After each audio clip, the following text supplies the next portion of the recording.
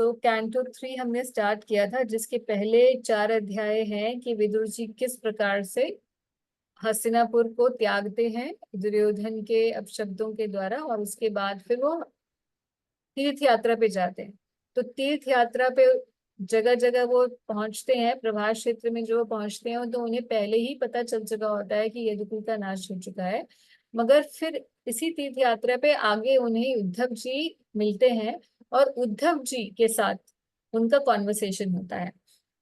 और उद्धव जी से वो इंक्वायर करते हैं कि भाई क्या स्थिति है यादवों की, कौरवों की क्या स्थिति है, क्योंकि युद्ध के समय तो विदुर जी वहां थे नहीं। तो सारा उनसे पूछते हैं, और उसके बाद फिर जब उद्धव जी बताते हैं कि भगवान तो स्वधाम पधार चुके हैं और इस प्रकार से यदुकुल का अंत हो चुका है, तो अब उद्धव जी जो शिक्षा प्राप्त किए होते हैं भगवान से अंत समय पर, उस शिक्षा को प्राप्त करना चाहते हैं उद्धव जी से विदुर महाराज। तो विदुर जी उद्धव जी से जब इसके लिए आग्रह करते हैं, तो उद्धव जी उनसे छोटे होते हैं, रिश्ते में बहुत छोटे होते हैं, ऑलमोस्ट पिता की एज के हैं विदुर जी। तो इसीलिए उद्धव जी ये उचित नहीं समझते कि वो उन्हें बताएं इस बारे में, और वो उन्हें मैत्रेय जी के पास भेज देते हैं। मैत्रेय मुनि ने भी उद्धव जी के साथ भगवान श्री कृष्ण से अंत समय पर उपदेश सुना था, जिसको उद्धव गीता, ये 11th कैंटो में हम जाकर पढ़ेंगे। उसी उपदेश को हम भी पढ़ेंगे 11वें स्कंद में। तो ये यही सब्जेक्ट मैटर है पहले 4 अध्यायों का। पिछले बार हमने किया था कि किस प्रकार से महाराज परीक्षित जो है प्रश्न पूछते हैं विदुर जी के बारे में, और किन कारणों से विदुर जी घर का त्याग करते हैं, हस्तिनापुर का त्याग करते हैं। श्लोक नंबर 6 से 16 में हमने किया था। फिर विदुर जी कहाँ कहाँ जाते हैं, अपनी तीर्थ यात्रा में कहाँ कहाँ जाते हैं, किन किन मंदिरों में जाते हैं, और हमने ये भी देखा था कि कौन कौन से तटों पर, जो पावन तट हैं पावन नदियों के, वहां पर जाते हैं। अब ये सब होते हुए विदुर जी पहुंच जाते हैं जमुना जी के तट पर, और वहां पर उन्हें उद्धव जी से भेंट होती है। और यहाँ इस भेंट के बाद से हमें आज पढ़ना है। जब विदुर जी भेंट करते हैं उद्धव जी से तो क्या प्रश्न पूछते हैं, और क्योंकि वो उनके घर के ही हैं, ये यदुकुल से हैं और वो कुरुवंश से हैं, इन दोनों का जब मेल होगा तो नेचुरली क्वेश्चंस होंगे अपने जो स्वजन है उनके बारे में। तो अब विदुर जी को पता तो है, मगर फिर भी वो और उसको पूछना चाह रहे हैं। उद्धव जी से भी एक बार पूछेंगे, सभी का कुशल मंगल पूछेंगे। और उसके बाद फिर लास्ट के 2-3 श्लोकों में विदुर जी को जब समझ आ जाएगा, because Vidur ji when he is asking about everybody, when he gauges what Uddhav wants to say, and before Uddhav says that he would want him to speak about Krishna. तो ये सब्जेक्ट मैटर आज का रहने वाला है। आप श्लोक नंबर 23, माफ कीजिए 26 से हम लोग स्टार्ट कर रहे हैं। Okay,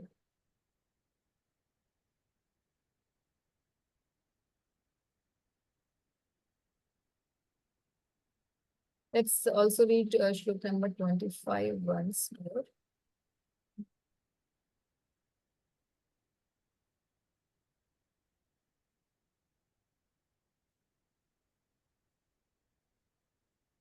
Then, due to his great love and feelings, Vidur embraced Uddhav, who was a constant companion of Lord Krishna and formerly a great student of Brihaspati.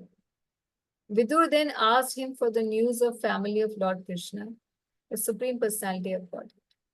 तो जब उद्धव जी मिले विदुर जी से, तो नेचुरली विदुर जी तो उन्हें गले लगाएंगे, मगर उद्धव जी क्या करेंगे, उनके चरण स्पर्श करेंगे।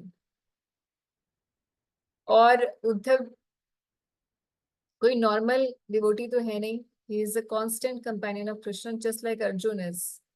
जिस प्रकार से भगवान को अर्जुन बहुत प्रिय हैं, और कई श्लोकों में श्लोक ऐसे आते हैं कि भगवान बोलते हैं कि मुझे शिव भी इतने प्रिय नहीं है, मुझे लक्ष्मी भी इतनी प्रिय नहीं है जितने मुझे अर्जुन तुम मुझे प्रिय है। ऐसा ही श्लोक उद्धव जी के लिए आते हैं कि भगवान बोलते हैं कि उद्धव मुझे आपसे इतना प्रेम है जितना मुझे अपनी अपनी अ, अ, भार्या लक्ष्मी जी से भी नहीं है।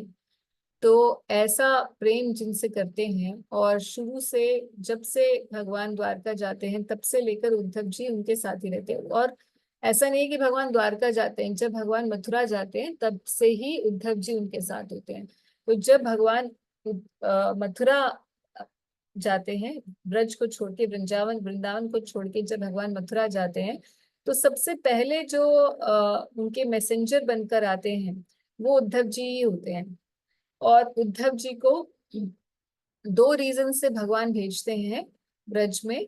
एक तो वो उद्धव जी का ही उद्धार करना चाहते थे, और उन्हें ब्रज की महिमा और स्पेशली जो गोपियों का निर्मल प्रेम है उस तक का परिचय देना चाहते हैं।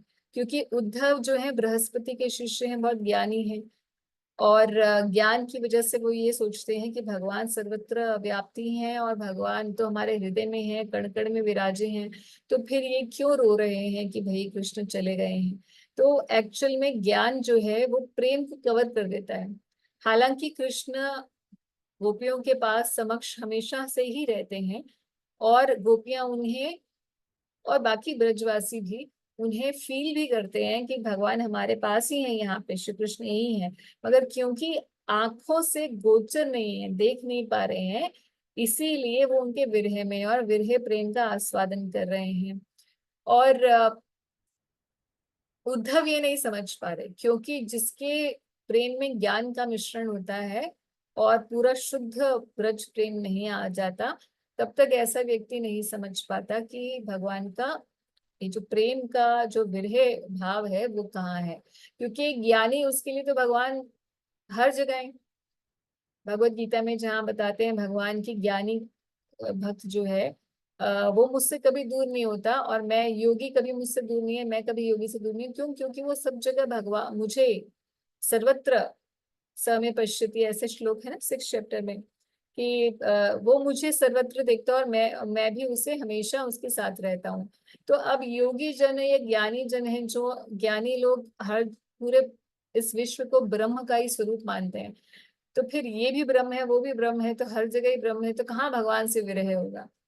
मगर भक्तों के केस में ऐसा नहीं है, क्योंकि स्पेशली ब्रजवासियों के केस में, क्योंकि वो पूरी तरीके से साकार में ही रचे पचे हुए हैं।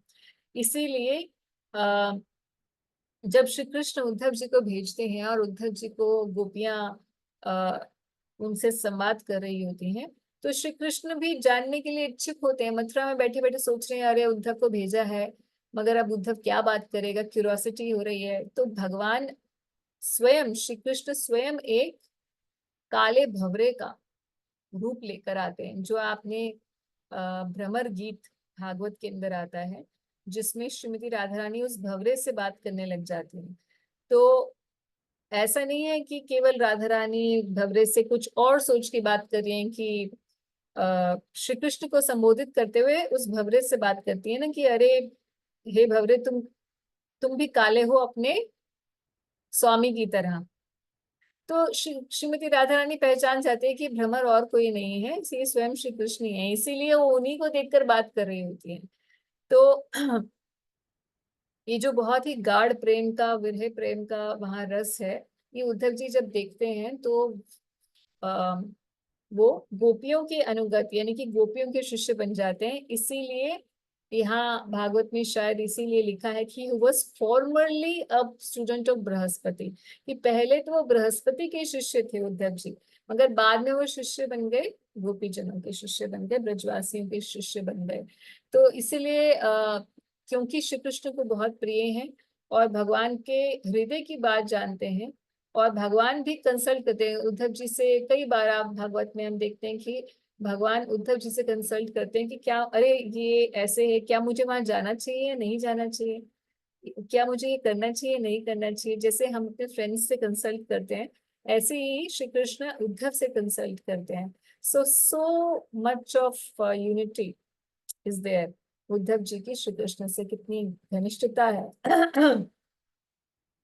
तो इसलिए विदुर जो एक दूसरे भक्त हैं भगवान के, और एक महान भक्त, जब एक महान भक्त दूसरे महान भक्त से मिलता है तो कृष्ण की चर्चा शुरू करता है। हालांकि इस केस में श्री कृष्ण की चर्चा के साथ साथ वो अपने उनकी परिवार की भी चर्चा हो गई। क्यों? क्योंकि परिवार के ही जन है श्री कृष्ण।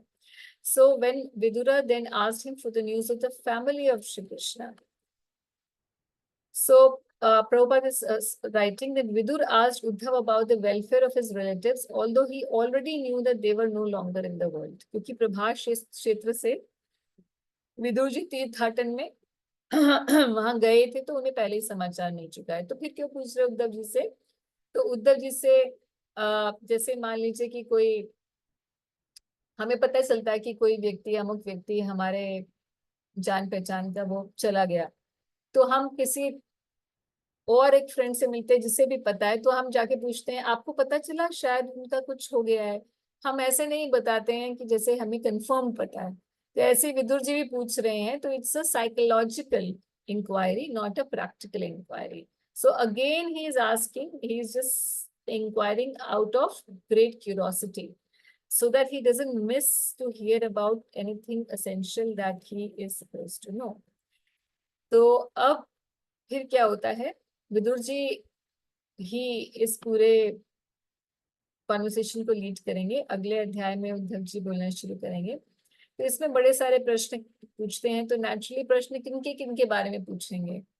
सबसे पहले श्री कृष्ण बलराम के बारे में पूछना चाहिए, और उनकी माताओं के या पिता के बारे में, उनके पुत्रों, उनकी जो स्त्रियां हैं भगवान की जो पटरानियां, उनके बारे में पूछना चाहिए। This is immediate family of Shri Krishna, तो उसी सीक्वेंस में चलता है।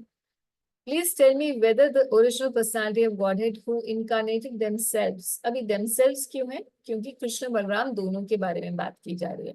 At the request of Brahma, who is born out of the lotus flower from Lord, and who has increased the prosperity of the world by elevating everyone, are doing well in the house of Sursen. तो सुरसेन महाराज के घर में, यानी कि द्वारका में श्री कृष्ण और बलराम किस प्रकार से हैं, क्या उनका कुशल मंगल है, ये पूछ रहे हैं। प्रभुपाद बता रहे हैं श्री कृष्ण और Balaram are not two different personality of Godhead. तो ये ना सोचे कि एक ये भी भगवान है, एक ये भी भगवान है, ये अलग नहीं है, क्योंकि बलराम जी श्री कृष्ण के ही इमीडिएट एक्सपेंशन है। तो उस पॉइंट ऑफ व्यू से कोई ये भी ना सोचे कि भगवान के जो अलग अलग विष्णु मूर्ति हैं वो श्री कृष्ण से, यानी कि श्री कृष्ण से जो एक्सपैंडेड विष्णु मूर्ति है वो भगवान से अलग है, वो भी नहीं है। तो इस प्रकार से विष्णु तत्व के जितने भी श्री विग्रह हैं, राम, भगवान राम है भगवान नरसिंह है इत्यादि, ये सब भी भगवान के ही स्वयं।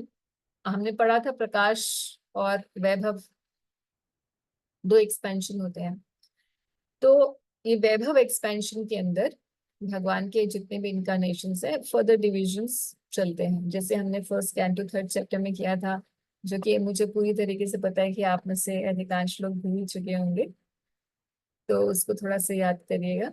क्या था वो? एक चार्ट था, हमने डिस्कस किया था। तो इसी संदर्भ में अब बता रहे हैं कि किस प्रकार से श्री कृष्ण और बलराम के बारे में सबसे पहले उन्होंने इंक्वायर की, श्री कृष्ण और बलराम किस प्रकार से हैं।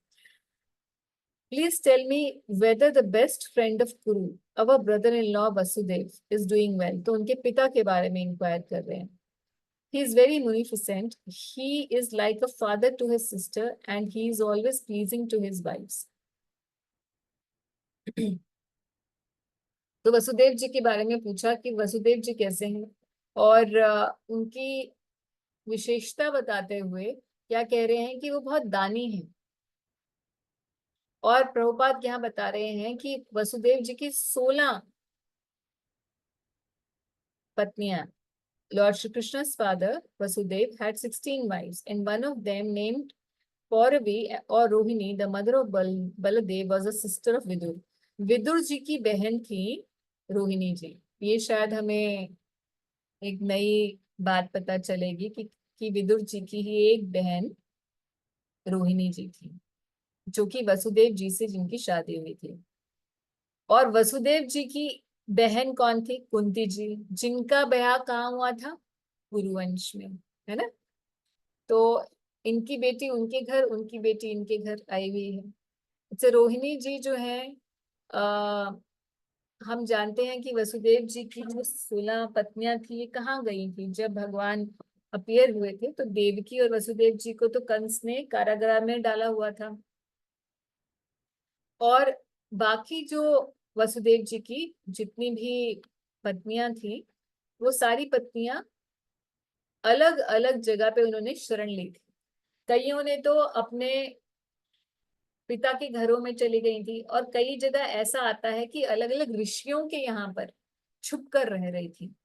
मगर आप जानते हैं कि इतना सब कुछ होते हुए भी रोहिणी जी जो थी वो खुलेआम कहाँ रह रही थी? वो रह वो रही नंद महाराज के घर नंद में थी। महाराज के घर, नंद बाबा। नंद महाराज नंद के घर महाराज के घर। तो अभी एक प्रश्न आता है कि नंद महाराज के घर रह रही हैं, तो क्या ये खबर, और उनका पुत्र भी हो रखा है, तो अभी वसुदेव जी आ, की पत्नी का एक पुत्र हो रखा है, और उधर नंद महाराज की पत्नी यशोदा जी का भी एक पुत्र है। सामाजिक लौकिक मामले से तो यही पता है कंस को। अब जब कंस को ये पता है कि वसुदेव जी की एक पत्नी वहां रह रही है और उनका पुत्र भी रह रहा है, तो ऐसा क्यों हुआ कि कंस ने जो वसुदेव जी की बाकी सभी स्त्रियां इधर उधर भाग गई, शरण ले ली इधर उधर, और वसुदेव जी की जो देव की जो प्रमुख भगवान श्री कृष्ण की माता, ये तो उनको तो बिल्कुल कारागार में ही रखा हुआ है। तो भी इतना होते हुए भी रोहिणी जी कैसे आराम से रह रही हैं सबकी नजरों के सामने? तो उसका रीजन यही लिखा हुआ है। क्या रीजन है? रीजन ये था कि वो देखिए बड़ी लौकिक बात है। एक बड़े बाप की लड़की होती है ना, तो वो ससुराल में आराम से रहती है, कोई उसे तंग नहीं करता, isn't it? तो ये बिल्कुल ऐसी बात है। रोहिणी जी कुरु वंश की लड़की थी, तो कुरु वंश की लड़की थी, और कुरु वंश से कंस ने सबसे पंगे ले रखे थे, बट उसने एक जगह पे पंगा नहीं ले रखा था, और वो था कुरुवंश। कुरुवंश से इसीलिए नहीं ले रखा था क्योंकि वहां पे भीष्म पितामह थे, जिनसे कोई भी उस समय का कोई भी कितना भी पराक्रमी क्यों ना हो, मगर भीष्म देव से कोई भी नहीं भिड़ता था। माता जी, इसी फिर तो रोहिणी कुरुवंश में तो जा सकती थी। इसका भी कोई रीजन है कि वो उसने नंद महाराज का घर ही चुना रहने के हाँ, लिए? उन्होंने नंद महाराज का ही घर चुना ना, क्योंकि उन्हें भगवान ने ऐसा ही आदेश दिया। और वैसे भी रोहिणी जी जब गई तो वहां से, मथुरा से वो भाग कर गई। कुरु कुरु कुरुओं के पास जाने में उन्हें बहुत ट्रेवल करना पड़ता, तो जैसे आई आप देखिए, जब एकदम देवकी जी को और वसुदेव जी को कारागार में डाल दिया गया, तो एकदम पहले तो कारागार में नहीं डाला गया था। आप जानते हैं कि पहले तो महल में रखा गया था। तथा आप जानते हैं ना, जब वसुदेव जी ने कंस को बोला कि नहीं नहीं, आपको ऐसा नहीं करना चाहिए, अपनी बहन का आप मार रहे हैं इसे, मैं आपको वचन देता हूँ कि जो इनके पुत्र होंगे उन्हें मैं ही दे दूंगा आपको। तो पहले कंस ने बोला कि हाँ हाँ ठीक है, आपके ऊपर मुझे बहुत विश्वास है, आप अपने वचन से कभी भी नहीं आप अडिग रहते हैं हमेशा। तो और मैं आपको बचपन से जानता हूँ कि आप वचन परायण हैं, और मेरा भी थोड़ा दिमाग ऐसा हो गया था, मगर देखो भाई, मेरी भी प्रॉब्लम है, भविष्यवाणी हो चुकी है, तो मैं अपना भी बुरा नहीं चाहता, तुम्हारा भी बुरा नहीं करूंगा, और देवकी तो मुझे बहुत प्रिय है, मगर तुम लोगों को मैं कैप्टिव बना के रखूंगा। जेल में नहीं रखा, उन्हें स्पेसिफिक अच्छी अकोमोडेशन दी गई थी। मगर बाद में कंस के जो सलाहकार थे, मंत्री थे, उन्होंने कहा कि नहीं नहीं नहीं, कैप्टिव बनाना है। तो इस बीच में सभी अलर्ट हो गए वसुदेव जी के घर में, तो कई तो स्त्रियां चली गई इधर उधर। मगर रोहिणी जी को जब पता चला कि अरे, तुरंत ही इनको एकदम से अच्छे अकोमोडेशन से एकदम से कारागार में डाल दिया जा रहा है, तो रातों रात रोहिणी जी को भागना पड़ा। और रोहिणी जी जो है वो एक बहुत अच्छी घुड़सवार थी, क्षत्रिय औरत थी, घुड़सवार मतलब बहुत अच्छी घोड़ा चलाना उनको आता है। तो हम्म। घोड़े पर वो कैसे भागी? एक पुरुष का वेश बनाया, पगड़ी बांधी, मुंह छुपाकर, ऐसे बनाते हैं ना कई पगड़ी में, और धोती कुर्ता पहन के घोड़े के ऊपर निकल गई। अब मथुरा से वृंदावन तो बहुत ही पास है ना, तो भागते हुए वृंदावन आई कि यहाँ पे नंद महाराज के घर मुझे जाना चाहिए। और जहाँ जैसे नंद महाराज के घर आई तो बहुत बड़ा, आप जानते हैं आंगन कैसा होता था पहले, की एक आसपास कमरे और बीच में खूब बड़ा आंगन, ऐसा नंदाले का आंगन था। तो घोड़ा लेके सीधा नंदाले के अंदर ही पहुंच गई। और वहां जाके सब लोग बाहर आए, रात का समय है कि इतना तेज कौन, और घर के अंदर ही घुसे चले जा रहे हैं, कौन है ये। तो सब अलर्ट हो गए, अपने हथियार भी लेकर आ गए कि कौन है जो घर के अंदर घुसे ही चले जा रहा है। तो घोड़े से उतरी और सीधा यशोदा भी, यशोदा मैया भी आई बाहर, उनको गले लगा लिया। तो सुंदर सोचा रही ये कौन आ गया, ये कौन आ गया जो आदमी आगे सीधा यशोदा जी को गले लगा रहा है। तो फिर उन्होंने अपनी पगड़ी खोली और जो भी। तो रोहिणी जी का इस प्रकार से, तो इसलिए भगवान के जो शास्त्रों से हम ऐसे देखते हैं, आज के डेट में कोई बोलता है कि लड़कियां ज्यादा जो घुड़सवारी करती हैं या I don't know such male dominated professions let's say में होती हैं, तो उनको ऐसे समझा जाता है कि she is a very alpha women, और ये थोड़ी अलग टाइप की हैं, she is a very strong personality. मगर अगर भगवान के शास्त्रों में देखा जाए तो रोहिणी जी, है ना, मतलब आप सोचिए कि उस समय, आज से 5,000 साल पहले की बात हो रही है। ऐसे ही सत्यभामा जी श्री कृष्ण की जो पत्नी है, आप जानते हैं कि श्री सत्यभामा अपने पिता की इकलौती संतान थी, if I am not mistaken. मतलब उनका कोई बेटा नहीं था, सत्राजीत जी का कोई बेटा नहीं था, सत्यभामा जी ही थी। तो अब जब सत्राजीत मारा गया था, उनके पिताजी जो थे वो मारे गए थे सत्राजीत, तब भगवान हस्तिनापुर आए हुए थे।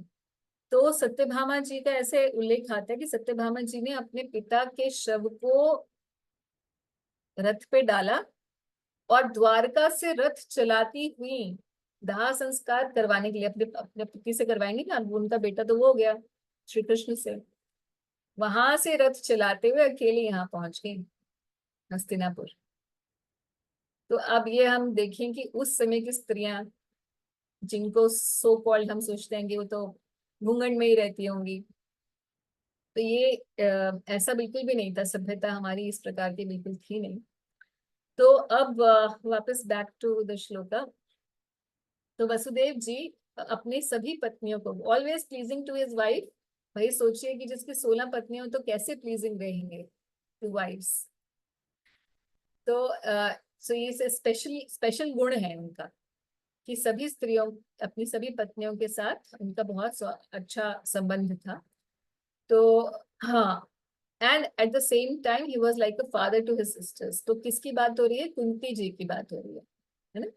विदुर जी उनका रिश्ता कुंती जी से सोचते हुए बता रहे हैं कि आगे कुंती जी का श्लोक आएगा तब इसको डिस्कस करेंगे। तो वसुदेव जी के बारे में पूछ रहे हैं, नेचुरली पिता के बारे में पूछा, तो उसके बाद उनके बच्चों के बारे में पूछना शुरू करेंगे। श्री कृष्ण के जो सब लड़के हैं, 16,108 रानियों से 10-10 लड़के ईच और एक एक लड़की, है ना। तो 11-11 संतान भगवान की हर एक रानी से है, 10 पुत्र और एक पुत्री। उन सब में भी सबसे बड़े कौन है, सबसे बड़ी रानी जो है, उस यानी कि सबसे प्रथम जो रानी है वो है रुक्मिणी जी। रुक्मिणी जी के बेटे प्रद्युम्न हुए, ये वही प्रद्युम्न है जो कि चतुर्व्यूह में, आप जानते हैं जब भगवान का एक्सपेंशन होता है बलराम जी का, तो उसके बाद नारायण, 4 नारायण मूर्तियां होती हैं। फर्स्ट, जिसको प्रभुपाद कई जगह लिखते हैं फर्स्ट क्वाड्रुपल, सेकंड क्वाड्रुपल। तो पहला जो एक्सपेंशन होता है वो वसुदेव संकर्षण, जो कि मूल संकर्षण है, वसुदेव संकर्षण प्रद्युम्न और अनिरुद्ध का होता है। फिर उसके बाद फर्दर एक्सपेंशन होते हैं, भगवान महाविष्णु, और फिर उसके बाद फिर चतुर्व्यूह दोबारा दोबारा से आते हैं। तो ये हम लोग सब डिस्कस कर चुके हैं कैसे क्या होता है expansion in the first canto. तो यहाँ पर प्रद्युम्न जी के बारे में पूछ रहे हैं। तो प्रद्युम्न क्या है, उनके स्पेशल क्वालिटी क्या है। पहली बात तो कि Pradyumna is Cupid himself, Kamdev ही है। तो इसका मतलब भगवान के पुत्र के रूप में आए हैं प्रद्युम्न।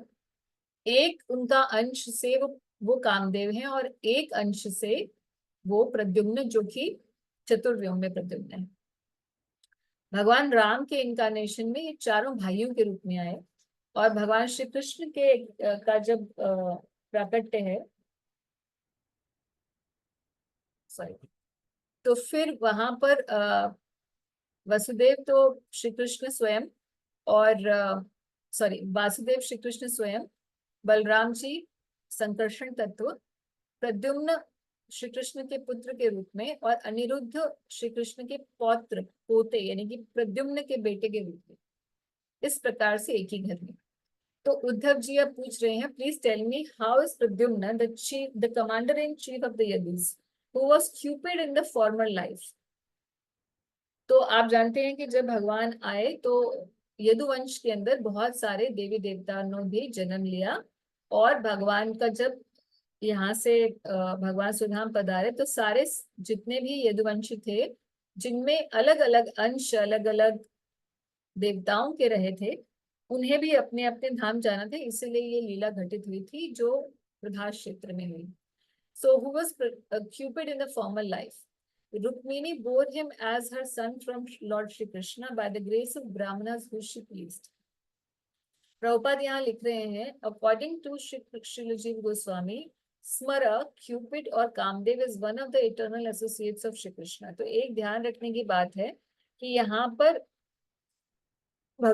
श्रीलजीव गोस्वामी प्रद्युम्न से नहीं कह रहे संबोधित करते हुए, बल्कि क्यूपिड या कामदेव को ही स्वयं संबोधित करते हुए कह रहे हैं कि वो भगवान के ही एक संगी हैं।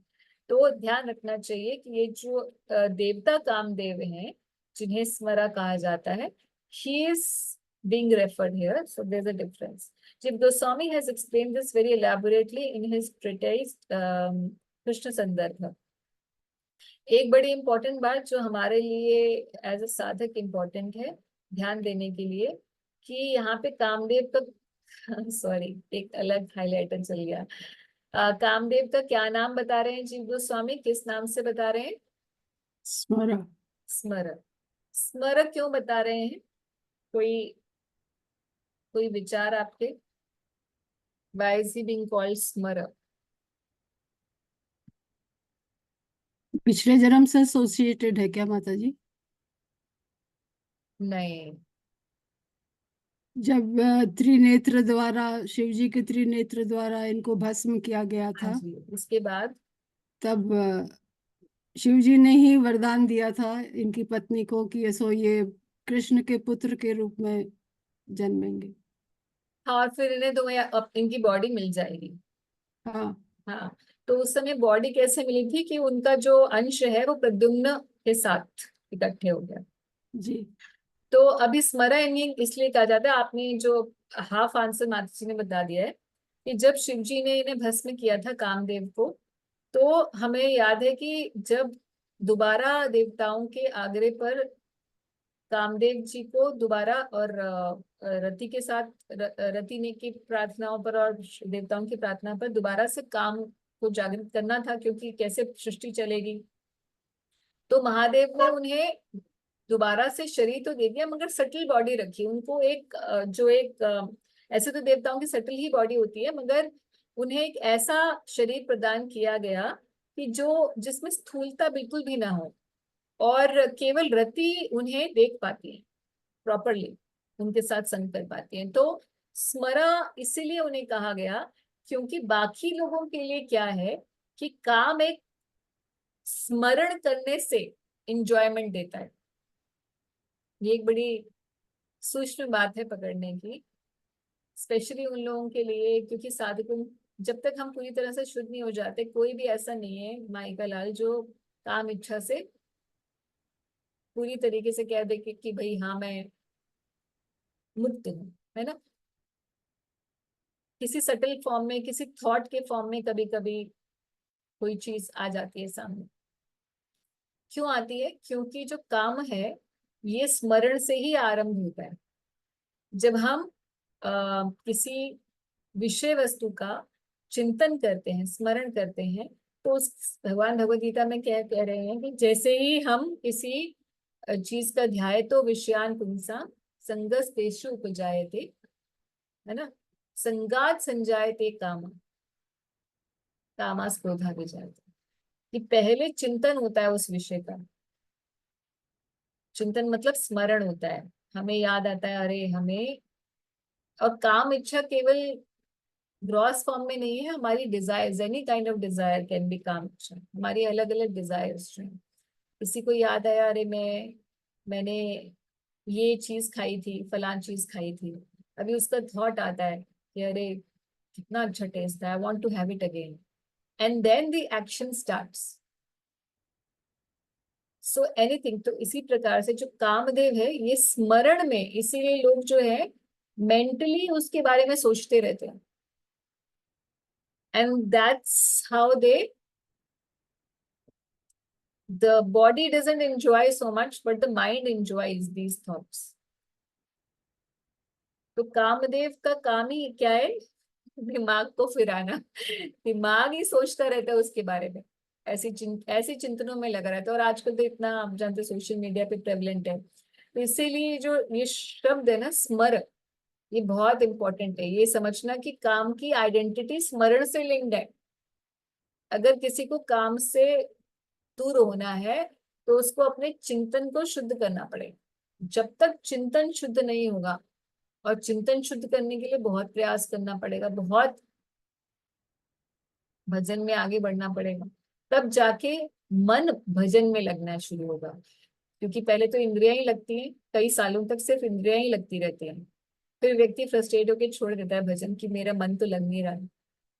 पहले इंद्रियां लगती हैं, उसका अभ्यास होता है कई साल, फिर उसके बाद मन को लगाने का अभ्यास होता है, और मन जब लगने लग जाता है, स्मरण में भगवान का स्मरण चलने लग जाता है, तभी ये पॉसिबल है कि स्मरण शुद्ध हो। और जब तक स्मरण शुद्ध नहीं होगा तब तक स्मरण उल्टी चीजों का ही होगा। और स्मर किसका होगा, भगवान के ही, इस इटर्नल एसोसिएट का, जो हमें यहाँ इस दुनिया में ही रखेगा, स्मर, है ना। एक और बात ध्यान रखने की है कि ये जो प्रद्युम्न है, इनके बारे में आप भागवत में पढ़ेंगे, तो प्रद्युम्न के बारे में एक बड़ी सुंदर बात आती है कि Pradyumna was always, whenever he was going to meet Krishna his father, although Krishna would pat him and जैसे पिता कैसे होते हैं, सर सहलाते हैं, सब कुछ करते हैं, मगर प्रद्युम्न हमेशा ही भगवान के मुख की तरफ नहीं देखते, अपने पिताजी के मुख की तरफ नहीं, हमेशा उनके चरणों में निगाह रखते हैं। ये एक स्पेशलिटी है प्रद्युम्न की, out of his utter respect for his father. तो हमें ये भी ध्यान रखना चाहिए कि जो काम है, इसकी सत्ता तभी तक है जब तक हम श्री कृष्ण के चरणों में समर्पित ना हो जाए। हमारे जीवन में इसकी तभी तक सत्ता है, तभी तक हमें ये डरा सकता है, धमका सकता है, और इधर उधर लेके जा सकता है, नचा सकता है, जब तक कि हमने श्री कृष्ण के, क्योंकि उस काम इस Pradyumna Kamadeva, he has utter respect for Krishna's lotus feet and his drishti is always there. So if we put our drishti there at Krishna's lotus feet, he's not going to touch us. So this is also a triangle of respect that has to be kept in mind. तो प्रद्युम्न के बारे में पूछ रहे हैं उद्धव जी से, आगे किसके बारे में पूछ रहे हैं?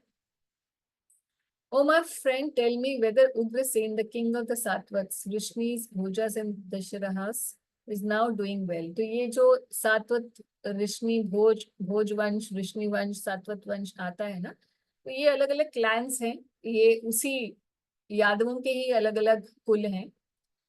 उन सबके राजा कौन है? उग्रसेन महाराज। So he went far away from his kingdom, leaving aside all hopes for his royal throne. But Lord Krishna again reinstall him. तो श्री कृष्ण ने जब कंस का वध किया तो खुद नहीं बन गए राजा, या आई एम द मैन, तो भगवान ने उग्रसेन महाराज को ही दोबारा से स्थापित किया राजा के रूप में।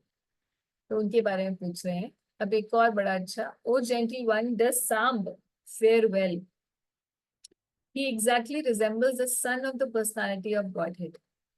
In a previous birth, he was born as Kartikeya, in the womb of the wife of Lord Shiva, and now he has been born in the womb of Jambavati, the most enriched wife of Shri Krishna. तो पहले प्रद्युम्न के बारे में, क्योंकि रुक्मिणी जी के primary बेटे, सबसे पहले बेटे, सबसे बड़े बेटे प्रद्युम्न हैं, और सत्यभामा जी के सबसे बड़े बेटे जो है उनके बारे में बाद में आएगा। पहले जामवती जी के पुत्र के बारे में आ रहा है। तो हम जानते हैं कि जामवती और सत्यभामा जी से ऑलमोस्ट एक ही टाइम पर शादी भगवान ने की, क्योंकि दोनों एक ही लीला, सामंतक मणि वाली लीला से रिलेटेड है। तो ये कार्तिकेय जी जो हैं, जो हम जानते हैं देव सेनापति हैं, ये भी भगवान के सांब यानी कि जामवती जी के बेटे साअंब, अपनी मम्मी के साथ चिपके रहने वाला बच्चा, तो सांब के रूप में यहाँ प्रकट हुए थे। तो प्रभुपाद यहाँ पे एक्सप्लेन करते हुए बता रहे हैं कि when the Lord appeared as Vasudev before Devaki and Vasudev, he appeared in the capacity of a Narayan Murti, है ना। तो भगवान नारायण के रूप में प्रकट हुए थे अपने पिता माता के समक्ष कारागार में। Similarly, all the demigods of the heavenly planet appeared as the associates of Lord in the form of Pradyumna, Samba, Uddhav, etc. It is learned here that Kamdev appeared as Pradyumna, Kartikeya as Samba, and one of the Vasus, 8 Vasu हैं, as Uddhav. तो एक वसु उद्धव थे. All of them served in their different capacity in order to enrich the pastimes of Shri Krishna. So आगे क्या बता रहे हैं? Oh, Uddhav does Yuyudhan fare well. अब Yuyudhan कौन है? He learned the intricacies of the military art from Arjun and attained the transcendental destination, which is very difficult to reach even for great renouncers.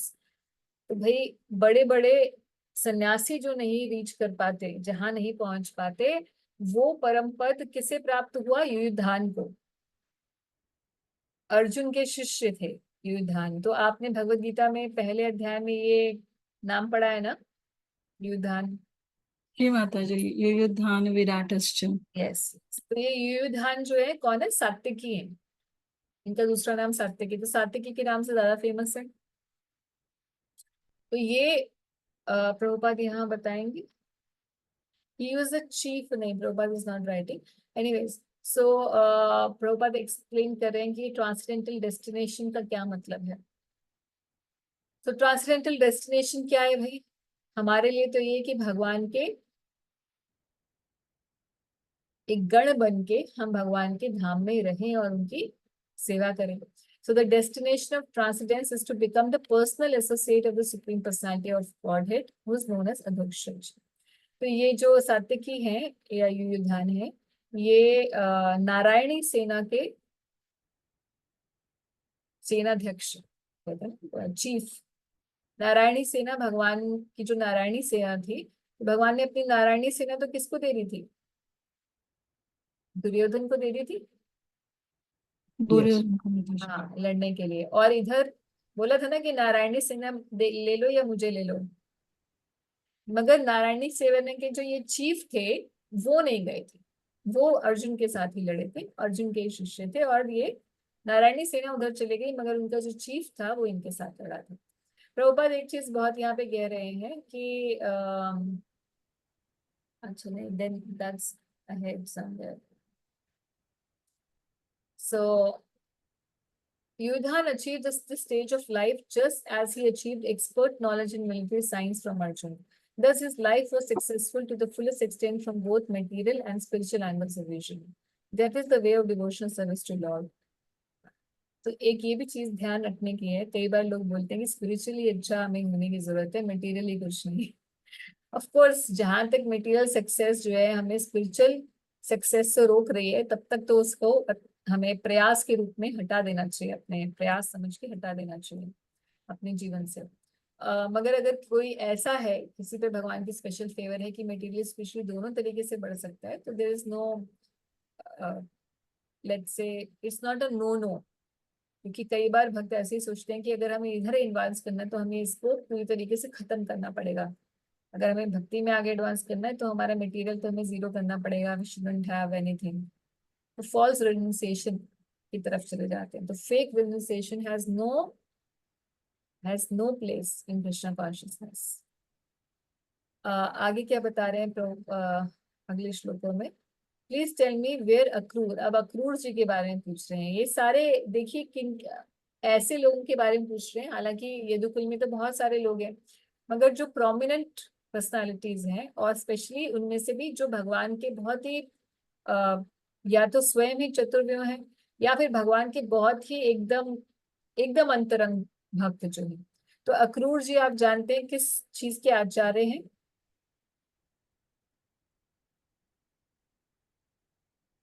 Akrur जी किस चीज के आचार्य हैं? बीच बीच में जगाना भी जरूरी है, आप कुछ सो रहे हैं।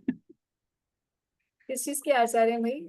Should I ask? I call out the name, बताइए कौन किसके आचार्य हैं। नवदा भक्ति में कौन कौन किस किस का आचार्य है, कौन बताएगा भाई? अरे बाबा अरे भूल गए, बेसिक्स भूल जाओ, आगे आगे चलते रहो।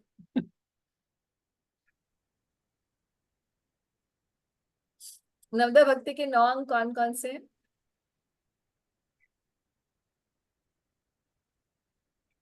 स्मरणम, वेरी गुड। और दूसरा? अर्चनम, कीर्तनम, कीर्तनम। और? पादसेवनम, वेरी गुड। वंदनम, वंदनम। दास्यम, दास। अर्चनम फिर वंदनम ना माता जी? तो मैं तो रैंडम पूछ रही हूँ कौन कौन से भाई 9 है, बता दो, गिना दो कौन कौन से हैं। दास्यम माता जी, दास्यम दास्यम, साख्यम। और? आत्मनिवेदनम। Okay. तो फिर अब आप बताइए कि सबसे पहले श्रवण के आचार्य कौन है? वो महाराज परीक्षित है ना? परीक्षित महाराज। प्रहलाद महाराज नहीं। सॉरी स्मरण पूछा है मैंने, श्रवण पूछा है। श्रवण श्रवण के आचार्य कौन है? श्रवण सबसे पहला अंग है, श्रवण के आचार्य कौन है? परीक्षित महाराज है। श्रवण के बाद क्या आता है? श्रवणम कीर्तनम। कीर्तनम के आचार्य कौन है? शुकदेव गोस्वामी ना, वो बताओ। और तीसरा क्या है? श्रवणम कीर्तनम विष्णु स्मरणम। स्मरणम के आचार्य कौन है? प्रहलाद महाराज। यस। उसके बाद श्रवणम कीर्तनम पाद सेवनम, पाद सेवनम। पाद लक्ष्मी जी। लक्ष्मी जी। वैभवी को रटा हुआ है सब कुछ। और कोई बताएगा? पाद सेवनम के अलावा के बाद? अर्चनम अर्चना के आचार्य कौन है? ऋतु महाराज। ऋतु महाराज। गूगल कर रहे हैं आप लोग? नहीं नहीं, गूगल नहीं कर रहे हो? अपने लाइफ पे लगे हुए फटाफट, क्या है आंसर? एनीवेज, और वंदनम के आचार्य कौन है? अक्रूर जी। तो वंदनम के आचार्य अक्रूर महाराज है। दास्यम की कौन है? हनुमान जी, और साख्यम के? अर्जुन, अर्जुन, और आत्मनिवेदनम? बलि महाराज जी ना? महाराज। एक रिफ्रेशर कोर्स हो गया आप लोगों का। कौन से महाराज है माता जी, दोबारा से बोलना, मैंने बलि सुना महाराज, बलि महाराज, अच्छा। बलि महाराज। तो अक्रूर जी किसके आचार्य हैं? वंदना। कौन सी ऐसी उन्होंने वंदना की जिसकी वजह से उन्हें भगवान मतलब ये आचार्य पदवी मिली हुई है वंदनम की, प्रेयर्स की?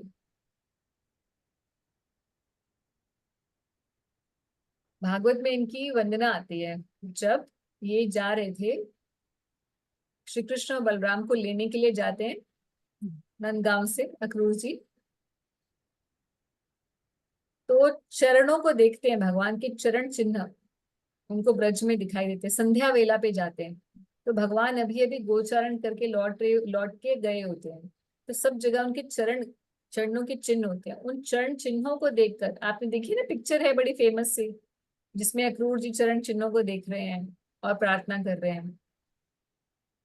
तो वो जो वंदना है, दैट इंसिडेंस, वो वंदनाएं अक्रूर जी की सबसे ज्यादा मानी जाती है। भागवत में उसका संकलन किया गया है। वो भी कर लेंगे माँ जी सुबह के वक्त। अरे पहले जो कर रहे हैं वो ही नहीं पूरा हो पा रहा। इसके बाद कुंती महारानी जी की प्रेयर से जी गजेंद्र जी को मोक्ष करा के हम फिर उसके बाद कुंती महारानी को पहुंचेंगे। कुंती महारानी की ज्यादा थोड़ी सिंपलर है। गजेंद्र जी बहुत ज्यादा फिलॉसफी में बिलीव करते थे, कुंती महारानी जी माता के स्वरूप में है ना, तो हमें थोड़ा सा रस प्रदान करेंगी। जी Okay. So when Akrur came to, of course, we can put it in the list, yes, Mataji. So when Akrur came to Vrindavan in search of Krishna, sorry, we have not read the translation. Please tell me whether Akrur, the son of Shvafalka, is doing well. He is a faultless soul surrendered unto the Supreme Personality of Godhead. He once lost his mental equilibrium due to his ecstasy of transcendental love and fell down on the dust of the road, which was marked with the footprints of Lord Krishna. तो उसी पास time के बारे में बात कर रहे हैं जिसका उल्लेख भागवत में है। So when he came to Vrindavan in search of Krishna, जब कृष्ण बलराम को युद्ध को बुलाया गया था कंस के द्वारा, तो अक्रूर जी को भेजा था, तो अक्रूर जी लेने आए थे, तो that time he saw the footprints of Lord Krishna on the dust of Nandagram and at once fell on them in ecstasy of transcendental love. So his ecstasy is this ecstasy is possible for a devotee who is fully absorbed in incessant thoughts of Krishna. Such a pure devotee of Lord is naturally faultless because he is always associated with the Supreme Personality of God. अभी प्रभुपाद यही चीज कह रहे हैं कि भाई constantly अगर भगवान के बारे में कोई सोचेगा तो वही एक एंटीसेप्टिक मेथड है कि आपकी इन्फेक्शन जो है, कौन सी इन्फेक्शन, भव रोग की जो इन्फेक्शन हमें हो रखी है, उसको ठीक करने के लिए भगवान का चिंतन करना यही मेडिसिन है। तो ये चिंतन अक्रूर जी ने उस समय किया। So the pure devotee of Lord is always in the company of the Lord, with the Lord, by thinking of him. तो हमेशा भगवान का स्मरण करते हुए उनका संग करता है। बिल्कुल कई जगह पे प्रभुपाद जी बोलते हैं, हालांकि हमेशा हम लोग देखते हैं स्मरण तब तक नहीं आ सकता जब तक श्रवण कीर्तन है। वो ये सोचे कि मैं हर जगह स्मरण की इतनी महिमा बताई गई है, तो मैं हम जब कर रहे हैं, जब तो करते हैं माता जी, मगर हमें भगवान का कोई चिंतन ही नहीं होता। तो हमारा जब कहीं लग भी रहा है, कई बार जो नॉर्मल लौकिक लोग होते हैं वो बोलते हैं अरे ये चलते फिरते माला करते रहते हो, इससे क्या होगा, इसमें कहाँ भगवान का, आप सोच ही नहीं रहे भगवान के बारे में। कई बार आपको भी ऐसे थॉट आते होंगे, किसी को आता है ऐसा थॉट, भगवान ये कहीं मेरी काउंटिंग भी हो रही है इसकी, I am not even careful that you are there when I am chanting. तो ऐसा थॉट आता है, मगर ध्यान रखिए कि ये जो इवन हम लोग चलते फिरते भी कोई व्यक्ति जब कर रहा है ना, अगर although this is not recommended, अगर कोई चलते फिरते भी जब कर रहा है तो भी उसका उद्धार वो जब कर देगा, वो नाम कर देगा। और यही धीरे धीरे धीरे धीरे जब और बढ़ता चला जाएगा, इसकी पूंजी बढ़ती जाएगी, पूंजी और बढ़ेगी और बढ़ेगी, तो यही श्रवण कीर्तन हमें स्मरण पे लेकर आएगा। इसीलिए कभी कोई ये ना सोच के त्याग दे जब करना कि अरे मैं तो स्मरण तो मेरा हो ही नहीं रहा भगवान का, मैं तो बस सुबह उठती हूँ और मैं माला लेके बैठ जाती हूँ, जैसे रूटीन होता है ना कि सुबह ब्रेकफास्ट इतने बजे, लंच इतने बजे और उसके बाद डिनर, फिर उसके बाद सो जाना है। तो एक रूटीन बना हुआ है, ऐसी चीज का भी रूटीन बना हुआ है, और कुछ काम हमारे पास है नहीं, हम यही कर लेते हैं। तो इवन दिस रूटीन में किया गया जब, अभी तो हम जप ही कर रहे हैं, वो जप ही है, वो स्मरण नहीं है, मगर जब स्मरण उसमें ऐड हो जाता है तो जप की क्वालिटी 1000 फोल्ड हो जाती है। इसीलिए अपने आप से प्रयास करना चाहिए किसी भी तरीके से भगवान का स्मरण करने का, और जितना ज्यादा आप पढ़ेंगे और चिंतन बढ़ता चला जाएगा। बिना पढ़े भगवान की लीला, भगवान के चिंतन नहीं हो सकता, ऐसे एब्स्ट्रैक्ट चिंतन नहीं होता भगवान का। कितना भी आपका मन हजारों चीजों का चिंतन कर लेगा मगर भगवान का नहीं करेगा। उसके लिए बहुत हर्ट में प्योरिटी चाहिए। जब तक प्योर हर्ट नहीं होगा भगवान का चिंतन नहीं हो सकता, और प्योरिटी वहां तक पहुंचने के लिए ये नाम जप और श्रवण कीर्तन ये जरूरी है। इसके बिना वो प्योरिटी नहीं आएगी कि हमें भगवान का स्मरण होने लग जाए। तो इसीलिए कभी छोड़िए मत ये सोच के कि अरे भाई हमारी तो वो समाधि वाली स्थिति आ ही नहीं रही है इतने सालों में भी। ठीक है। सो अब देवकी मैया के बारे में पूछ रहे हैं। As the Vedas are the reservoir of sacrificial purpose, so the daughter of the king Devak Bhuj conceived the Supreme Personality of Godhead in her womb, as did the mother of the demigods. Is she Devaki doing well? तो यहाँ पर देवकी मैया का comparison किससे किया गया है? वेदों से। और वेदों के जो तात्पर्य हैं उनका श्री कृष्ण से उनका कंपैरिजन किया गया है। तो देवकी जी जैसे वेदों के गर्भ में श्री कृष्ण के बारे में ज्ञान मिलता है, उसी प्रकार से देवकी मैया के गर्भ में श्री कृष्ण स्वयं प्रकाशित थे।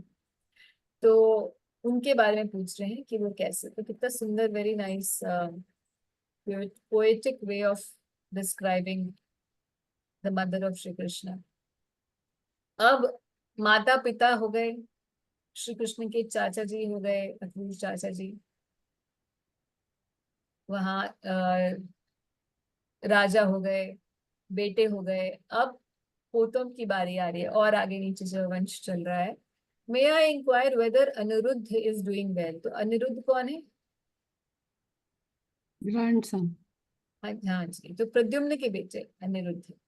He is a fulfiller of all the desires of pure devotees, and he has been considered from yore to be the cause of the Rigved. तो ये अनिरुद्ध कौन है? चतुर्व्यूह में जो अनिरुद्ध है, इसीलिए he is the cause of Rigved. The creator of mind. तो हम जानते हैं कि एक माइंड, एक इंटेलिजेंस, एक फॉल्स ईगो, इनके किए थे ना हमने कौन किसका? जी। The Lord of. And the fourth plenary expansion of Vishnu. इतने philosophical question है। क्वेश्चन में ही बता रहे हैं कि भाई वो चतुर्व्यूह में से एक है, इसीलिए उनके बारे में पूछा जा रहा है। तो चतुर्व्यूह में सारे जितने आए चारों के लिए पूछ लिया। तो आदि चतुर्भुज, the original expansions from Balaram are Vasudev, Sankarshan, Pradyumna and Aniruddha. All of them are Vishnu tattvas and non different personalities of Godhead. ये चारों एक ही हैं, एक ही तत्व है, विष्णु तत्व है। In the incarnation of Shri Ram, they all came as 4 brothers. Pradyumna, sorry, Aniruddha is also the cause of Mahavishnu, from whose breathing the Rig Veda appeared. All this is nicely explained in the Markandeya Puran. In the incarnation of Lord Krishna, Aniruddha appeared as a son of the Lord, son of the Lord to the son of the Lord. Lord Krishna is in Dwarka is the Vasudev expansion. तो यहाँ पे चतुर्व्यूह जो है वो हम जान चुके। बलराम जी संकर्षण है, प्रद्युम्न है ही, और अनिरुद्ध यहाँ पर प्रद्युम्न के बेटे। उसके बाद और लोगों के बारे में पूछ रहे हैं। O sober ones, others such as Riddhika, Charudeshan, the son of Satyabhama, and Gada, who accepts Lord Shri Krishna as the soul of the self and thus follow his path without deviation, are they well? ये सब भगवान के और पुत्रों के बारे में पूछ रहे हैं। Also let me inquire whether, अब यहाँ पर यदुकुल की लिस्ट खत्म हुई है, अब इनके अपने घर की यानी कि कुरु वंश की लिस्ट स्टार्ट हो रही है।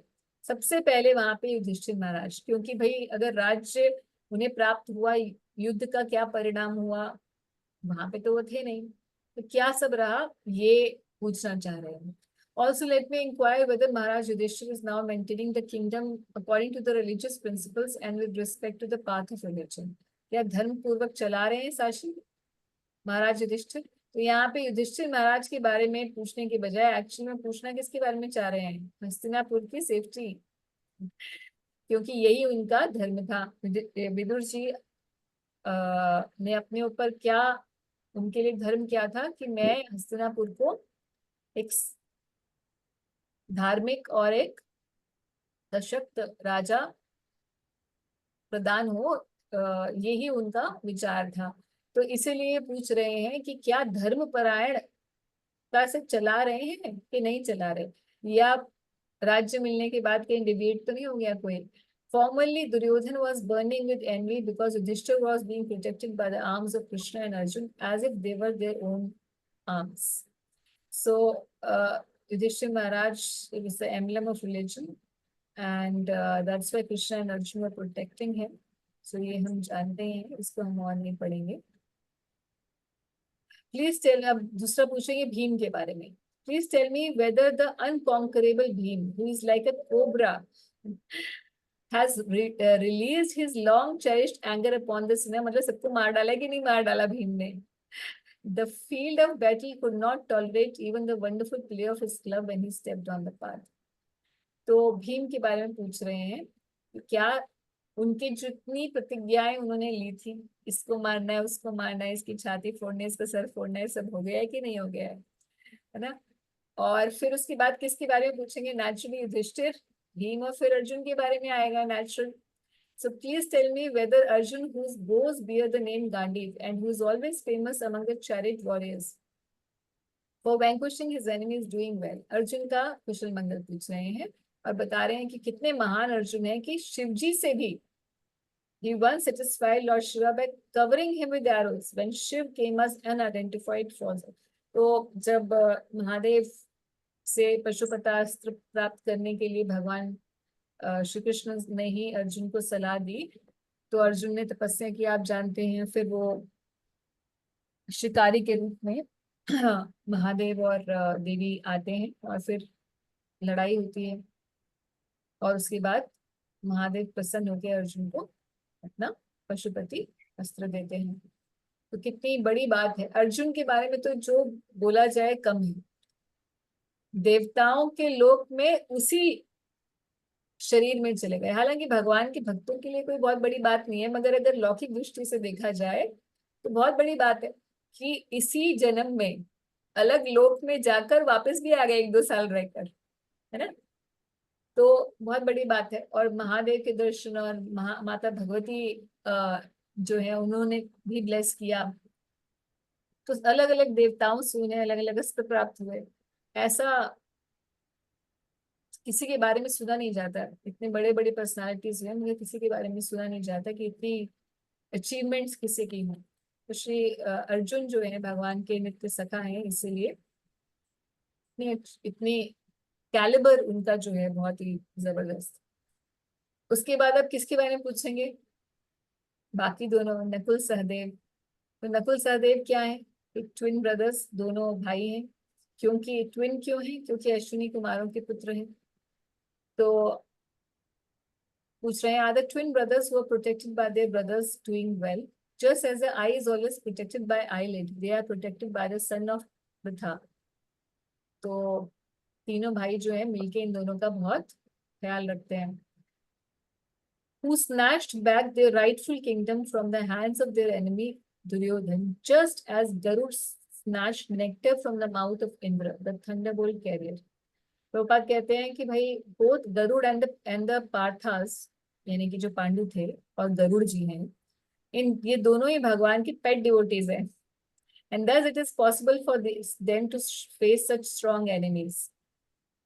दुर्योधन को फेस किया और पूरी इतनी बड़ी उसकी सेना, पूरा समाज एक तरफ और ये 5 भाई एक तरफ, फिर भी जीत पाए. तो इतने बड़े शत्रु से जीत कर पाए, जैसे गरुड़ जी ने इंद्र को विजय कर लिया था. तो गरुड़ जी ने इंद्र को कब विजय किया था? तो आप जानते हैं कि ये गरुड़ जी जो है उनकी माता विंता जो थी वो अपनी बहन कद्रु जी की दासी बन गई थी, है ना. तो उस समय अपनी माता को उनकी दासत्व से मुक्त कराने के लिए जो नागों ने, जो कद्रु जी के बेटे थे नाग, उन्होंने ये शर्त रखी कि आप अगर अमृत ले आओगे तो हम आपकी माता को छोड़ देंगे, दासत्व से मुक्त कर देंगे. तो गरुड़ जी अपने लिए नहीं मगर अपनी माता की को दासत्व से मुक्त करने के लिए अमृत लेने पहुंच जाते हैं. और सारे देवता आ जाते हैं भाई कि ऐसे कौन अमृत हमारे यहाँ से लेके चले जाएगा। अमृत के ऊपर बहुत गार्ड कर रखा होता है अमृत को। तो बहुत कथा आती है शास्त्रों के अंदर, बहुत लंबी चौड़ी, की कैसे उनका युद्ध होता है, बहुत लंबा चौड़ा युद्ध होता है। तो गरुड़ जी फाइनली ले ही लेते हैं अमृत वहां जाकर, देवलोक में जाकर। तो जब वो ले लेते हैं तो इंद्र, पहले तो लड़ते रहते हैं इंद्र, उसके बाद इंद्र सोचते हैं अरे ये इतना केपेबल है कि मतलब इतना जो कोई राक्षस नहीं कर पाया, इतने सारे असुर आए आज तक कोई नहीं कर पाया, तो ये कैसे कर गया। तो इससे तो शत्रुता नहीं करनी चाहिए, इससे तो हमें अब इसको फ्रेंड बना लो अपना, क्योंकि ये बहुत पावरफुल है। तो इंद्र ने बोला कि चल भाई तू मेरा फ्रेंड बन जा। तो गरुड़ जी ने बोला फ्रेंड बन जाओगे मगर अमृत नहीं दूंगा। तो इंद्र जी ने बोला कि अच्छा तुम्हें तो अपने दासत्व से मुक्त कराना ना अपनी मम्मी को, वो मैं उतने के लिए मैं तुम्हें दे दूंगा, उसके बाद मैं अपने आप एक होची मार के इसको वापस ले लूंगा। तो इंद्र जाते हैं वहां पर, एक ब्राह्मण का स्वरूप देके गरुड़ जी को बोलते हैं जाओ तुम ले जाओ अमृत। अमृत लेके जाते हैं तो बोलते हैं ठीक है आज से तुम्हारी माता दासत्व से मुक्त हुई, काम खत्म। फिर अमृत पान करने लगते हैं तो इंद्र जो है अलग वेश में जाते हैं और बोलते हैं कि भाई तुम अमृत पीने लगे हो, नहा धो के तो आओ कम से कम। तो ये सब जाते हैं स्नान के लिए, पीछे से इंद्र ले जाते हैं अमृत। तो इस प्रकार से गरुड़ जैसे इंद्र से आ भिड़ के विजयी हो गए। तो इंद्र से भिड़ना मतलब सारे देवताओं से भिड़ना। ऐसे ही ये 5 पांडव जो हैं वो अपने इतने धुरंधर सामने, भीष्म देव जिनसे कोई नहीं लड़ता, और द्रोणाचार्य से सब इतनी बड़ी आर्मी से कैसे लड़ लिए। तो कंपैरिजन कर रहे हैं कि ये दोनों ही भगवान के भक्त होने की वजह से they are protected by the supreme lord. So Nakul Sahadev के बारे में पूछा, इसके बाद पूछ रहे हैं o my lord is Pritha still living. तो कुंती जी के बारे में पूछ रहे हैं आप। पांडवों के बारे में पूछा तो नेचुरली अब उनकी माता कुंती के बारे में पूछ रहे हैं। She lived only for the sake of her fatherless children. Otherwise, it was impossible for her to live without King Pandu, who was the greatest commander and who alone conquered the 4 directions simply with the help of a second bow. तो कुंती महारानी जी के बारे में पूछ रहे हैं कि अभी जीवित है या नहीं है। तो आप एक प्रभुपाद जी कथा बता रहे हैं कैसे कुंती और माधुरी जी के बारे में, और माधुरी सती हो जाती है और कुंती जी 5 पांडवों को लेकर रहती हैं वहां पर, वापस वन से आ जाती है। कुंती महारानी का कुशल मंगल पूछ रहे हैं। आगे कह रहे हैं कि o gentleman I simply lament for him. अब पांडवों के बारे में पूछ लिया, कुंती महारानी के बारे में पूछ लिया, तो अब दूसरे पक्ष में कौन है, धृतराष्ट्र पार्टी है ना भाई, कुरुवंश में तो यही सबसे मेन है। O gentleman I simply lament for him Dhritarashtra. अब विदुर जी के मन में हमेशा धृतराष्ट्र के बारे में क्या लगा रहता है कि इससे कैसे उद्धार होगा, कि मेरा भाई जो है धृतराष्ट्र इतना पतित हो गया अपने बेटों के चक्कर में कि इसको सत्य और असत का भेद ही नहीं पता, भूल गया सत्य असत का भेद। तो मैं इसका कैसे उद्धार करूं। और जब तक वहां थे तब तक तो उद्धार की वचन बोल के उनका उद्धार करते रहते थे, मगर अब तो वहां पे भी नहीं है। तो आप जानते हैं कि हम ये पहले ही फर्स्ट कैंटो में पढ़ चुके हैं कि कैसे विदुर रिटर्न्स होम वाला चैप्टर था। तो वो चैप्टर पहले आ गया, जबकि वो इवेंट इसके बाद है, जब विदुर जी बाद में जाएंगे। तो सीक्वेंस आप देखिए, सीक्वेंस में नहीं है, कई जगह ऐसे सीक्वेंस में नहीं होता भागवत में, जो कथा बताते बताते कोई कथा पहले आ जाती है, कोई कथा बाद में आती है। जस्ट लाइक किसी मूवी के अंदर हम देखते हैं ना, कभी फ्लैशबैक में चला जाता है, कभी प्रेजेंट आ जाता है, कभी वो प्रेजेंट में ही सोच रहा होता है फ्यूचर का और फिर से फ्लैशबैक चला जाता है, बिल्कुल उसी तरीके से ये भुवन है। So now he is talking about Dhritarashtra. I simply lament for him, Dhritarashtra, who rebelled against his brother after death. By him I was driven out of my house. Although I am his sincere well-wisher, he did this by accepting the line of action adopted by his own sons. तो भाई उनका बेड़ा गर्क हो गया अपने लड़कों के मोह में। इस बात के लिए बहुत चिंता करते हैं विदुर जी धृतराष्ट्र की। तो प्रभुपाद यहाँ पर एक बड़ी इंपॉर्टेंट बात बताते हैं कि कैसा such is the behaviour of a Vaishnava like Vidura. he desired all good even for his enemies. And same nature किसका है? युधिष्ठिर महाराज का.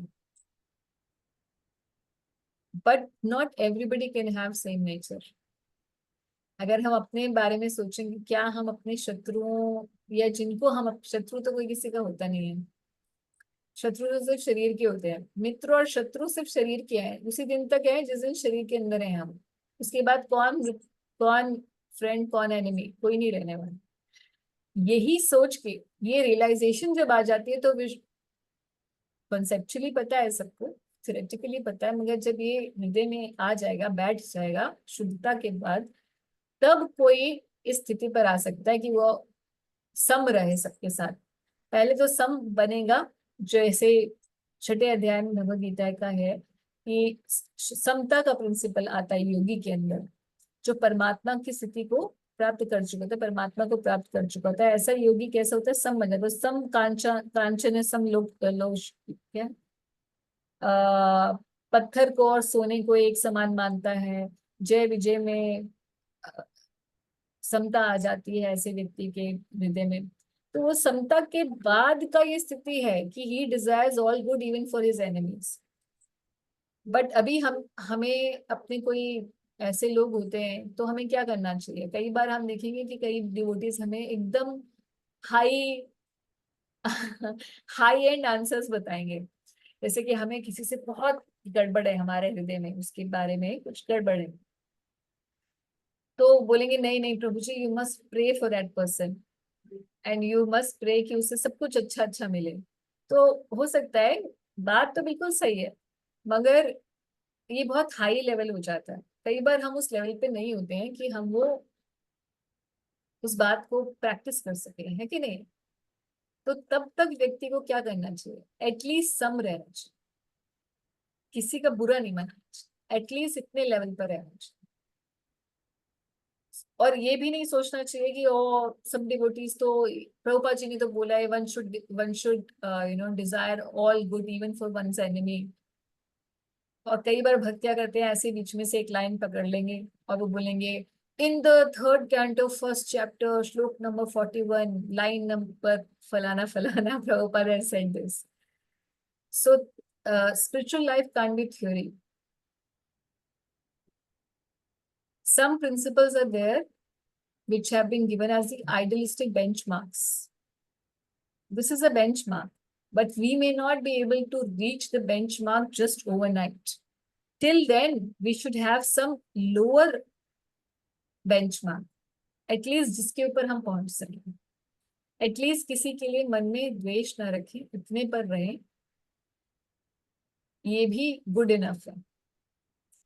और फिर जब हम धीरे धीरे इस पर आ सकेंगे कि हम किसी का बुरा ना मनाएं, तब हम शायद किसी एक दिन ऐसे लेवल पे पहुंचेंगे जो वैसे ही वैष्णव का लेवल है कि वो अपने शत्रु का भी अच्छा मनाएगा.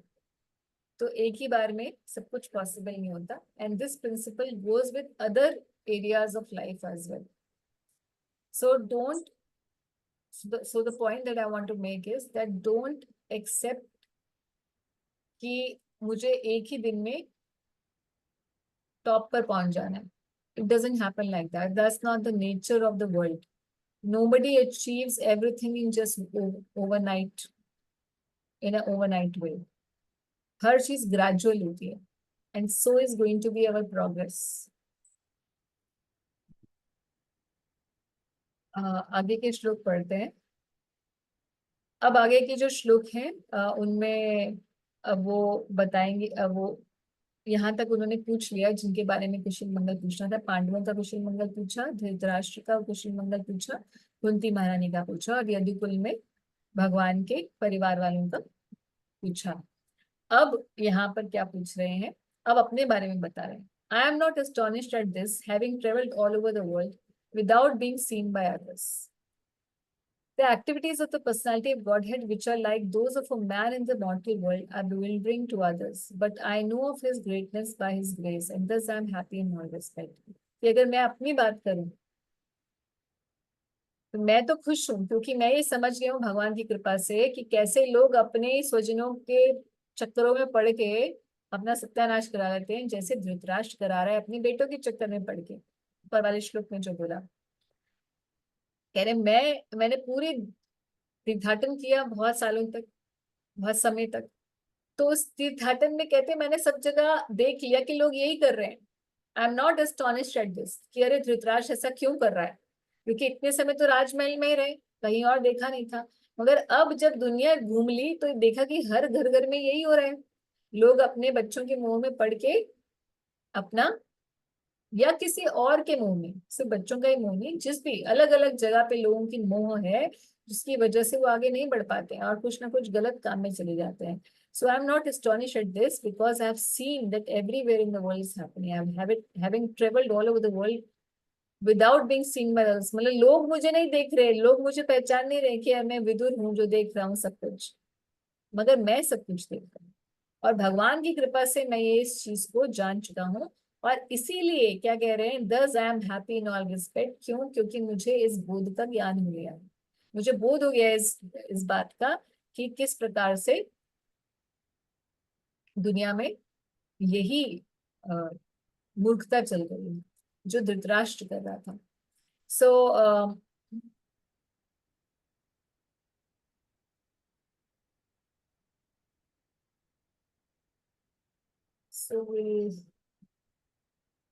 हाँ, यहाँ पे प्रभुपाद जी एक बड़ी इंपॉर्टेंट बात कह रहे हैं कि a person should not be in the renounced order of life unless he is firmly convinced of being protected by the Lord। जैसे कि विदुर जी घूम रहे हैं हर जगह, तो कैसे जा रहे हैं? इतने समय तो बचपन से रहे हैं, वो महलों में रहे हैं, मगर अब एक सन्यासी की तरह इधर उधर जा रहे हैं। तो क्या प्रभुपाद यहाँ बता रहे हैं कि भाई किसी को भी सन्यास नहीं लेना चाहिए जब तक कि वो उसके अंदर भगवान पे पूरी तरह शरणागति ना आ जाए, नहीं तो वो सन्यास धर्म का पालन नहीं कर पाएगा। अब विदुर जी कोई सन्यासी नहीं बने हैं, मगर काम वो वही कर रहे हैं, सन्यास का ही काम कर रहे हैं। उन्होंने पूरा घर अपना त्याग दिया, अपना जीवन का जो था उसे त्याग कर एक सन्यासी की तरह ही वो इधर उधर चल रहे थे। तो this stage of life is explained in Bhagavad Gita as अभयम सत्व संशुद्धि। तो जैसे ही ये श्लोक शुरू होते हैं, आई थिंक 13 चैप्टर में है, if I am not wrong. 16 अभयम सत्व संशुद्धि, या 18 थे या 17 या 13 थे, जहाँ 20 16 में एलिमेंट्स ऑफ नॉलेज है, या तो वहां पर है 16 वाले में जो शुरू के जो 3 16 श्लोक का है। है, हाँ 16 का 16 है, देवी हाँ संपदा वाले हाँ 16 देवी सर 1 2 3 वो वाला। 1 2 3 यस हाँ, यस ओके ओके, अच्छा। तो अभयम सबसे पहला है, जो अभय नहीं रख सकता वो संन्यास आश्रम नहीं ग्रहण कर सकता। अभय मतलब कि अरे मुझे दूसरे टाइम टाइम रोटी कहाँ मिलेगी, कहाँ रहूंगा, बीमार पड़ गया तो कौन देखेगा। तो जो ऐसी चीजें सोच रहा है, इसका मतलब वो अभी घर गृहस्थी त्यागने के लायक नहीं है। तो every living entity is actually completely dependent on the mercy of Lord, but unless one is in the pure state of existence, यानी कि अभय आ नहीं चुका, he can not be establish in this position. तो जान ये बात सत्य है कि भगवान पर ही सब आश्रित है, मगर जब तक वो स्थिति नहीं आ जाती तब तक हमें नहीं जानना चाहिए। This stage of dependence is called sattva samshuddhi और purification of one's existence. The result of such purification is exhibited in fearlessness। कैसे पता चलेगा ये आ गया है? अभय जब हो जाएगा व्यक्ति, तब पता चलेगा कि ये सत्व संशुद्धि हो चुकी है। तो ऐसे भक्त कहते हैं नारायण परा, he is never afraid of anything because he is always aware of the fact that the Lord protects him in all circumstances. ये है नारायण परा व्यक्ति। तो ऐसा स्टेज आना बहुत, अभी दिल्ली अभी बहुत दूर है वाली स्थिति है, but at least we should know that such a thing is there and we have to cultivate slowly. So Vidur ji की ये स्टेज है, इसीलिए he could freely roam around everywhere, leaving aside all the problems of the material life। तो कह रहे हैं कि मुझे, तो विदुर जी ने बोले भाई मुझे इस पे कोई आश्चर्य नहीं है कि धृतराष्ट्र ऐसा क्यों कर रहा है, मैंने सब जगह घूम के देख लिया, सब यही कर रहे हैं, है ना। Despite his being the Lord, अब बोल रहे हैं भगवान के बारे में बोल रहे हैं विदुर जी, श्री कृष्ण के बारे में, despite his being the Lord and being always willing to relieve the distress of the sufferers, he Krishna refrained from killing the Kurus, although they committed all sort of sins, and although he saw other kings constantly agitating the earth by their strong military movements, carried out under the dictation of the three kinds of false brides. तो श्री कृष्ण के बारे में बोल रहे हैं कि भाई श्री कृष्ण हमेशा से चाहते थे भाई भगवान का परित्राणाय साधु नाम और विनाशाय च दुष्कृताम। तो विनाश ही करने आए थे दुष्कृता, ये तो मेन पर्पस था भगवान के एडवेंट का, हर एडवेंट का ये मेन पर्पस होता है। और देख भी रहे हैं कि किस प्रकार से कुरुवंश में एक के बाद एक गड़बड़ हुए, पांडवों के साथ अत्याचार, द्रौपदी महारानी के साथ अत्याचार, और भी जरासंध और ये सब, उधर कंस, मगर कंस को तो मार दिया था, जरासंध की पार्टी अभी चल रही है। तो भगवान ने सबको क्यों नहीं एक बार नहीं मार दिया? Although he's being the Lord and he's always willing to do so, but he didn't do it एकदम से। Why? तो प्रभुपाद ये क्वेश्चन उठाते हैं और पूछते हैं, the question may be raised, why did he tolerate such injustice and insult in his presence? कई बार हम सोचते हैं कि भाई ये द्रौपदी महारानी के साथ इतना ज्यादा इंजस्टिस कैसे हो गई, भगवान आप कैसे सह गए अपने भक्त की इतनी इंसल्ट होते हुए, कैसे आप भगवान हो?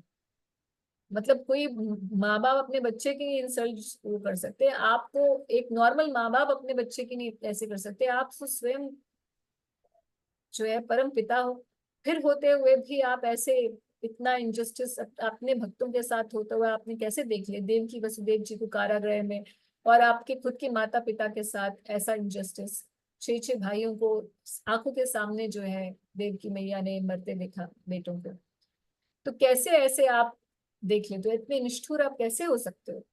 तो इस क्वेश्चन का आंसर प्रभुपाद क्या कहते हैं, why did he not chastise the Kurus immediately? Purpose तो यही था। But the answer then Prabhupada gives, the silence of the Lord did not mean, however, that he excused the offense of Kuru. There were many other kings on earth who had become very proud of the three kinds of possession: wealth, education, and followers, and they were constantly agitating the earth by movement of military strength. तो एक ही नहीं था जिसको मारना था, बहुत सारे थे उस समय। The Lord was just waiting to get them together on the battlefield of Kurukshetra and kill them at once, just to make a shortcut in his killing mission. तो भगवान क्या चाह रहे थे?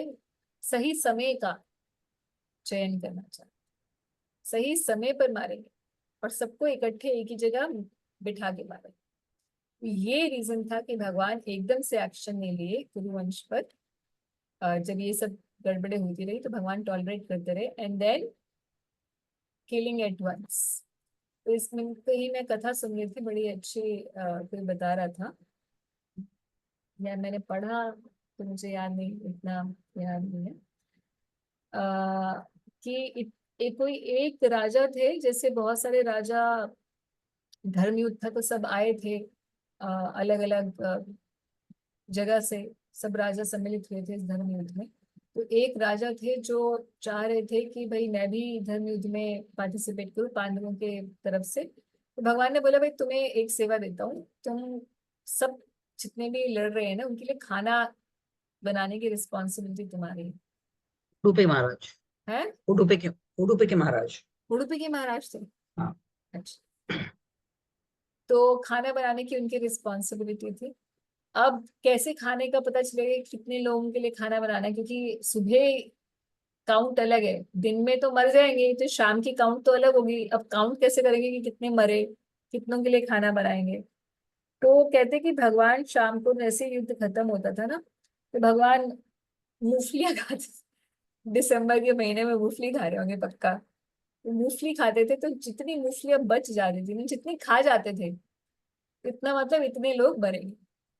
बाकी काउंट लेते थे कि इतने मरेंगे तो बाकी जिंदा जितने रहेंगे उनके लिए खाना बनेगा।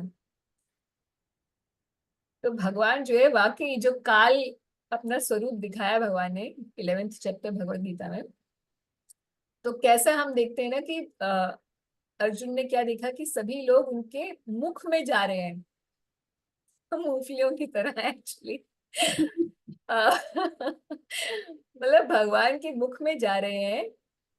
तो वही काल का स्वरूप जो है, भगवान की शक्ति जो काल का स्वरूप है, विनाश भी वही है और स्थिति भी वही है, और उसको बनाने वाले भी वही हैं, है ना। तो इस प्रकार से श्री कृष्ण जो है सब चीज के पीछे एक ऐसे कंट्रोलर है जो दिखाई नहीं देते, is controlling everything. But of course devotees can feel in their own lives, I am sure all of us can feel in our own lives, कैसे हमारे पग पग पर हर चीज भगवान, what next is totally planned by Krishna, है ना। बिल्कुल। सो आगे क्या बोल रहे हैं कि the appearance of Lord is manifested for the annihilation of upstarts. His activities are transcendental and are enacted for understanding all persons. Otherwise, since the Lord is transcendental to all material modes, what purpose could he serve by coming to earth? तो भगवान तो भाई transcendental है, यहाँ क्यों आए माया जगत में? तो एक ही रीजन है कि भाई दुष्टों का विनाश करने के लिए भगवान है। तो इसको प्रभुपाद फिलोसफिकली एक्सप्लेन कर रहे हैं आगे। I think this is the last shloka, maybe, let's see. O my friend, please therefore chant the glories of the Lord.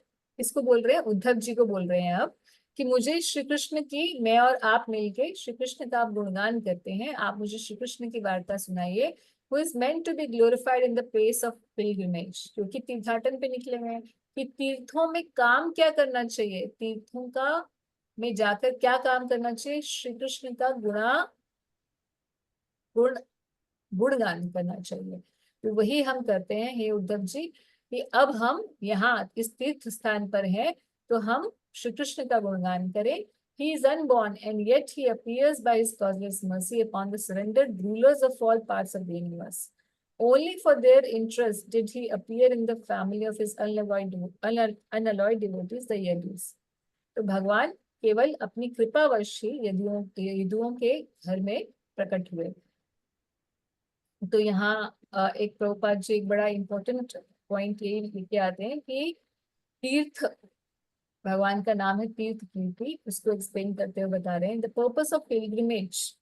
कहीं जाते हैं हम, तीर्थ जाते हैं, उसका उसका पर्पस क्या है? To remember the Lord constantly. एक और जगह पे प्रभुपाद जी लिखते हैं कि अगर कोई जाता है किसी भी तीर्थ स्थान पे जाता है तो उसका पर्पस ये नहीं होना चाहिए कि मैं यहाँ पे डुबकी लगा लूं, मैं यहाँ डुबकी लगा लूं। हालांकि जो पवित्र स्थान वहाँ है वहां पर स्नान इत्यादि करने का बहुत महत्व है और वो करना भी चाहिए, इसके ऊपर कोई संशय नहीं है, मगर सिर्फ वही काम करके नहीं आना जाना चाहिए। मेन बात ये है कि हम अपने नॉर्मल घर गृहस्थी से छुट्टी लेके कुछ समय ऐसा बिता सकें, 2 दिन 4 दिन, जिसमें हम बाकी काम ना करते हुए केवल श्री कृष्ण का भजन कीर्तन कर सकें। And therefore the Lord is known as Tirtha Kirti. The purpose of going to a place of pilgrimage is to get the chance to glorify the Lord. Not going to Banke Bihari Ji and eating the kachoris and the tikkis, which are the most famous ones. That shouldn't be the purpose. Even today, although times have changed, there are still pilgrimage sites in India. For example, in Mathura and Vrindavan, where we have a chance to stay. People are awake from early in the morning at 4 a.m. up until mid-time and are constantly engaged some way or the other in chanting the holy names, holy glories of the Lord. Prabhupada बताएंगे जो, और हमने खुद भी experience किया है सबने। The beauty of such pilgrimage site is that automatically one remembers the holy glories of the Lord. Vrindavan जाते ही हमारा क्या होता है? स्पिरिचुअल बटन ऑन हो जाता है ना। Immediately we become conscious of Krishna and we start chanting more. जिस दिन वृंदावन में होंगे नेचुरली ज्यादा जप होता है, ज्यादा दर्शन होते हैं, हमारा मन जो है नेचुरली हम्बल रहता है कि अब हम वृंदावन में we have to behave right. So naturally the place of pilgrimage puts a effect on our mind. His name, fame, qualities, pastimes, and entourage are all identical with the Lord, and therefore chanting the glories of the Lord invokes the personal presence of the Lord. So, तीर्थ पे जाने के लिए, हालांकि श्री वृंदावन धाम तो एक तीर्थ नहीं है, बट बाकी तीर्थों के लिए भी बोला है, बट बेसिक बात यही है कि purpose of pilgrimage should not be to hang around, but to actually engage more in the devotion service. तो यहाँ पर उद्धव जी से उन्होंने सबका कुशल मंगल पूछा है, और अभी उद्धव जी ने कुछ भी आंसर्स नहीं दिए हैं। अगले श्लोकों में, अगले चैप्टर में उद्धव जी अब बोलना शुरू करेंगे। ठीक है, तो अभी ये वाला चैप्टर आज हमने यहीं पर ही कंप्लीट किया है।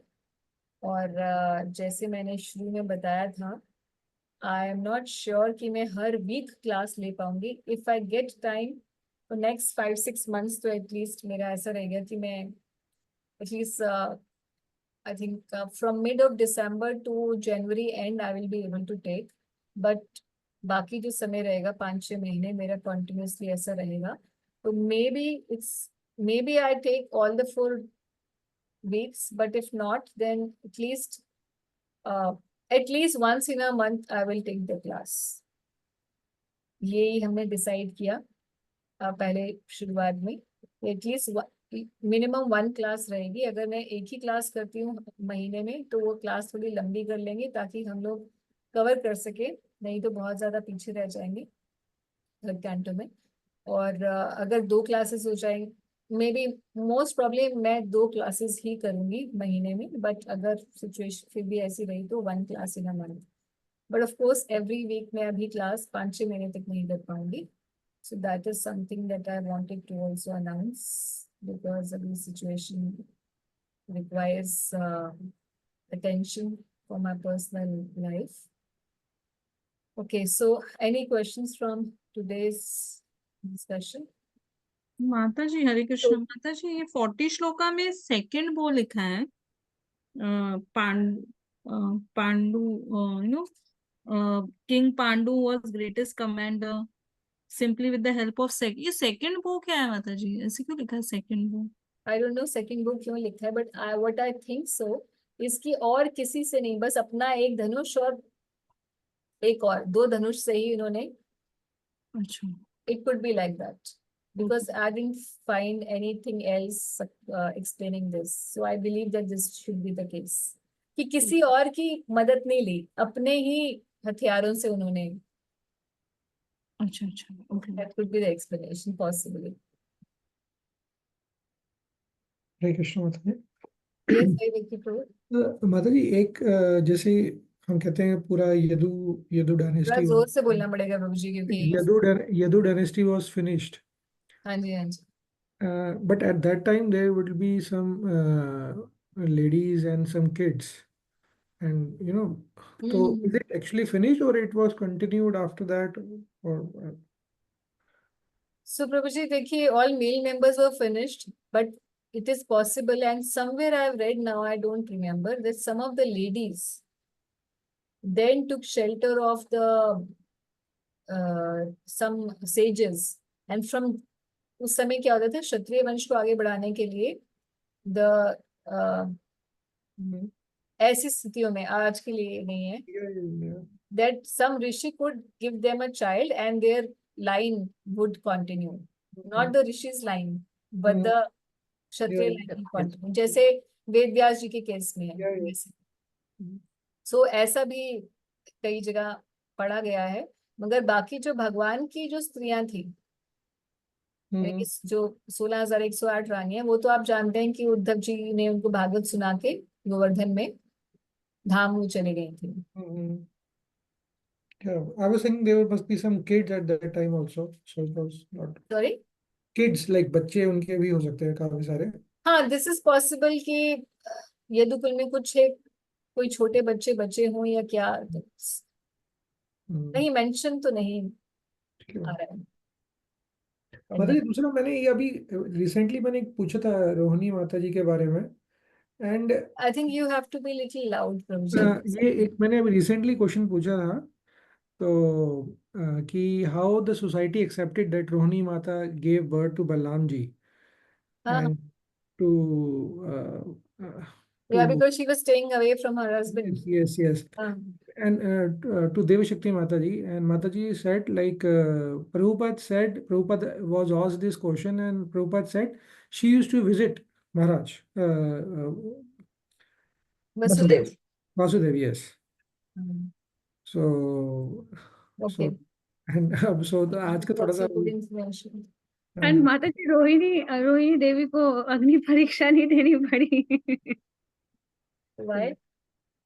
I think Mataji, that is Acha, are you connecting it with Ramlila?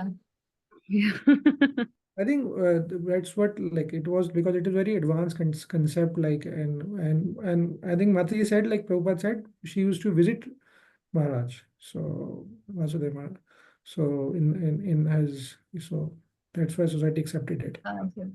Anyways, regarding Sarika Maji's comment, I think also in case of Lord Ram, he was completely convinced about Mata Sita. And he even knew that it is not Mata Sita who was in Lanka. And he wanted to get her back from Agni. That's why the Agni Pariksha came. But so for every pastime, there's an outer vision for the general public, and then there's an inner vision for the devotees. Right? That's how we understand the Leelas of the Lord. Just like Bhagwan जो है, श्री कृष्ण जो है, वो कर्मों से बंधे नहीं हुए हैं, मगर फिर भी भगवान ने जब बाली का वध किया, है ना, बाली का वध किया, तो फिर भगवान ने रामलीला में बाली का वध किया। अब इस लीला में क्या कर रहे हैं कि बाली तुम मुझे मार ले बेटा, है ना, अब उसको सेटल कर लो कर्मा को। तो भगवान कैसे डिसअपियर हुए? वही बाली हंटर बन के आया और भगवान के चरणों में उसने मारा। अब भगवान के लिए कोई जरूरी है कि ये कर्मा को पूरा सेटल करे? इसको ऋणानुबंध कहते हैं, है ना, ऋण है पिछले जन्म से, तो ऋणानुबंध भगवान के ऊपर तो लागू होता नहीं है, क्योंकि 4th चैप्टर में भगवान कहते हैं कि नामाम कर्माणि लिम्पन्ति नामे कर्म फले स्प्रियम, है ना। तो भी फिर भी भगवान, जबकि उन पे ये लगता नहीं है, मगर फिर भी इसको पालन करते हैं नॉर्मल लोगों के अंडरस्टैंडिंग, ताकि कर्मों के प्रिंसिपल पे वैसी ही रहे जैसे होनी चाहिए। वो ये ना सोचे कि अरे ये कर सकते हैं हम भी कर लेंगे, हमारे भी कर्मों का हमें कोई इफेक्ट नहीं होगा। सो ही makes it appear like that even in his own case, so that nobody should get an excuse, है ना। बाकी भक्त जो है वो इस लीला को अलग तरीके से समझते हैं, भगवान के डिसअपियरेंस की लीला को हम अलग तरीके से समझते हैं। बाकी जनता कैसे, नॉर्मली लोग बोलते हैं कि कृष्ण को तो मार दिया गया था, एक उनके पैर पे लगा और वो मर गए, है ना, दैट्स व्हाट पीपल थिंक। तो जो एथिस्टिक है उनके लिए यही सोचना सही है कि भगवान को मानना नहीं चाहते, भगवान भी बोलते तुम्हारे से भी मैं दूर रहूंगा, तो भाई तुम्हें मैं ज्ञान में रखूंगा क्योंकि तुम्हें ज्ञान में ही रहना चाहते हो। तो भगवान की लीला की हमेशा एक आउटर एक इनर विजन से समझना चाहिए हर एक लीला। तुलसी जी की रामायण जो है उसमें भी जिक्र है कि भगवान सीता जी से कहते हैं कि मैं कुछ मनुष्य लीला करूंगा, इसलिए तुम अग्नि में प्रवेश कर जाओ। तो वो अग्नि में प्रवेश कर जाती हैं और अपनी छाया, अपने जैसी रेप्लिका पीछे छोड़ जाती है। और असली सीता जी को वापस निकालने के लिए ही अग्नि परीक्षा ली गई, ताकि उनकी जो रेप्लिका, जो छाया है, वो जल जाए और असली सीता वापस अग्निदेव से वापस आ जी सकते। जी जी। सो ये तो भक्तों के लिए वर्जन्स है, बाकी नॉर्मल समाज में लोग तो फिर in the name of feminism now they question even Lord Ram, है ना, बड़े कहते हैं फेमिनिस्ट कि हो गए। तो उन्होंने हाँ सो जी, एक क्या तुम्हारे भगवान है जिन्होंने अपनी वाइफ को त्याग दिया व्हेन शी वाज हाँ, प्रेग्नेंट? ऐसे भगवान होते हैं, ऐसे तो नॉर्मल इंसान नहीं करता, राइट। वो भी एक धोबी के कहने पे हाँ, तो ठीक है भैया, जो तुमको बोलना है, अब तुम जिसको श्रद्धा नहीं है वो नहीं समझ सकता, सिंपल सी बात है। क्योंकि ये होल ड्रामा इज इन सच अ वे कि श्रद्धा विहीन व्यक्ति को भगवान से विमुख कर देने के लिए ड्रामा है। एग्जैक्टली या एथिस्ट का कन्विक्शन स्ट्रॉन्ग करने के है ना, उसका कन्विक्शन स्ट्रांग हो गया कि भैया भगवान भगवान ऐसे वाले होते ही नहीं, हम तो भगवान राम को भगवान नहीं मानते। ठीक है बेटा, तुझे वैसे भी यही करना था, तू कर ले। तो भगवान ने उसको फैसिलिटेट कर दिया, और हम जैसे जो लोग समझना चाहते हैं भगवान को, ठीक है, हमें अपनी फैसिलिटी दे दी, हम अपनी फिलॉसफी से समझ रहे हैं भगवान की लीला को। Mataji, how is that how it is helpful for that person, like who is Shraddha Vihin, कि भगवान ने उसको दूर कर दिया, बट हाँ, तो वो चाहता ही है ना, भगवान को मानना थोड़ी ना चाहता है वो। नहीं, वो चाहता ही यही है, बट वो उसके लिए, बट भगवान as a supreme father supreme उसकी फादर प्रोग्रेस हो। Is letting him do what he wants to do. भगवान फिर अंदर से भगवान अंदर से हेल्प भी करते हैं, मगर वो सुनता तो नहीं है ना। इसी बात को तो same question can be asked 16 chapter Bhagavad Gita, जिसमें भगवान बोलते हैं कि उसको जन्म जन्म वो आसुरी योनियों में चला जाता है, और अंधकार, एक से एक और घोर नरकों में उसका जन्म होता है, और वो कभी भी ऊपर नहीं आ पाता। क्या बेटा घूमा, मतलब, है ना। हाँ, जा बेटा घूमा जितना घूमना है, हम्म। और बट जब इसमें कभी आप फ्रस्ट्रेट आ होकर के जाएगा तो आ जाए। रिटर्न, है फ्रस्ट्रेशन के बाद लोग थोड़े जो भी अंदर की तरफ जर्नी उनकी स्टार्ट होती भी है। या नेचुरली माता जी, व्हाट इज द प्लेस जहाँ पे ये उद्धव जी एंड विदुर जी मिले थे? यहाँ पे यमुना मेरठ जी के का आस, तट बता रहे हैं, वो कहीं भी हो सकता है। नहीं यमुना नहीं, ये मथुरा मेरठ के आसपास कहीं है? Do you know the place, name of that place? I don't know, you come to know. Because then माता जी, हाँ मैंने कहा है, मैं नाम, हाँ, please post it on the group. हो सकता है अगले चैप्टर्स में कहीं प्रभुपाद जी लिखे, but I don't remember reading. Because people devotees are telling, जब हम लोग गुरु महाराज का जब हरिद्वार में हुआ था ना कथा, मतलब यात्रा, so while coming back it was on way, अच्छा, it was on the way. तो वहां मेरठ के पर आसपास कहीं, यमुना जी है ही नहीं। पता नहीं कैसे वो लोग बोल रहे थे। अब मे बी तो गंगा यमुना जी जी का है। कोर्स चेंज, यमुना जी का कोर्स चेंज हो गया होगा ना, बिकॉज दे वर सेइंग कि यहाँ पे मैत्रेयी से मिले थे, वो जहाँ दक्ष की पत्नी सती हुई थी, एक वो प्लेस था, वो तो हरिद्वार के पास में है। एंड मेरठ के आसपास कहीं पे ये जगह है जहाँ पे कि इन लोग की वार्ता है। तो मैं गई नहीं थी, लेकिन devotees they were talking. So can we stop, because 9 o'clock I have got a meeting. Sorry. Thank you माता जी, thank you. Thank you for a Hare wonderful Krishna, class. Thank you माता माता जी, जी। बस एक छोटा सा क्वेश्चन बताएंगे?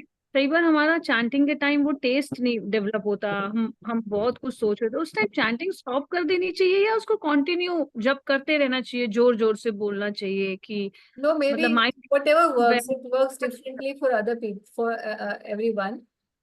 What works for most of the devotees, and I've heard, एक लिविंग नेम करके बुक है सच्चिदानंद साई महाराज की, उसे आप पढ़िएगा, छोटी सी बुक है, लिविंग नेम।